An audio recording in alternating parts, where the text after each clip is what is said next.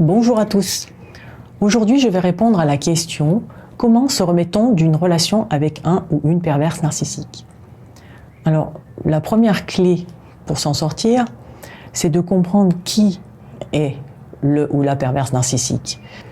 Une personne qui souffre du trouble de personnalité narcissique ne perçoit pas les autres comme des personnes à part entière. Il les voit plus comme des objets dont il peut se servir pour nourrir son ego éternellement défaillant. Ainsi, quand un ou une perverse narcissique vous aborde, c'est qu'il a perçu chez vous des qualités ou une richesse ou un savoir-faire qui l'intéresse. C'est pour ça qu'en début de relation, cette personne va tout faire pour vous séduire, pour vous apporter tout ce à quoi vous aspirez, afin de voir dans vos yeux de l'amour, de l'admiration, une grande affection, chose qui va lui permettre de regonfler son ego défaillant. Au bout d'un certain temps, vous allez développer des sentiments pour cette personne, vous allez vous attacher à elle, puisqu'elle vous apporte tout ce que vous aimez, tout ce dont vous avez envie. Et cette capacité à ressentir des sentiments assez forts, ben justement, c'est ça qui va l'agacer, parce que cette personne-là n'est pas capable de ressentir de tels sentiments. Et c'est à ce moment-là que la dévalorisation va commencer. Vous voir ainsi être aussi gentil avec lui ou avec elle, être aussi généreux ou généreuse, lui laisse penser que vous cherchez à le ou la manipuler.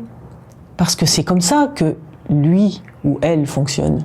Frustré de voir que vous pouvez ressentir de si beaux sentiments, alors que cette personne n'en est absolument pas capable, elle va se mettre à vous rabaisser, à essayer de vous humilier. Une fois que vous serez totalement épuisé à force de chercher à vous justifier sans arrêt par rapport aux accusations infondées dont vous faites l'objet, ou à cause du dénigrement de trop, vous allez décider de partir parce que vous n'en pouvez plus.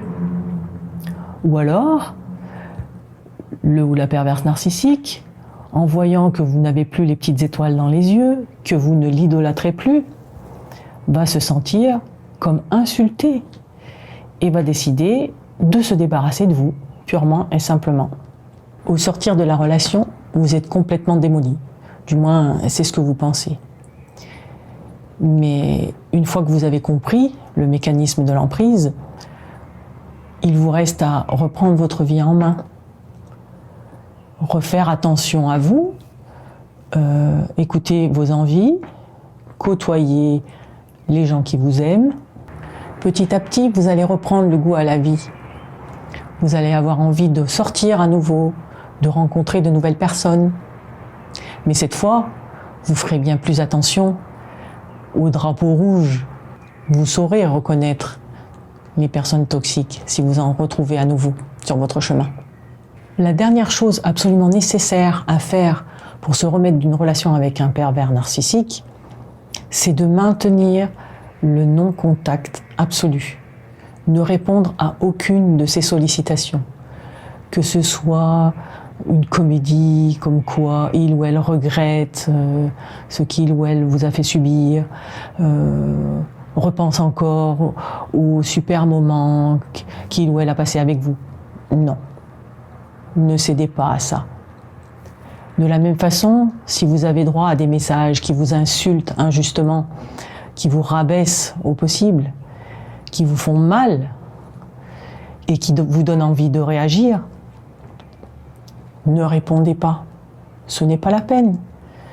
Vous ne pouvez pas discuter avec un ou une perverse narcissique. Sa vérité, c'est la vérité, pour lui ou pour elle. Vous ne pouvez rien changer.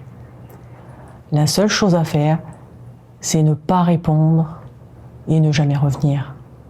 C'est ça la clé pour s'en sortir. Je vous dis à bientôt dans une nouvelle vidéo.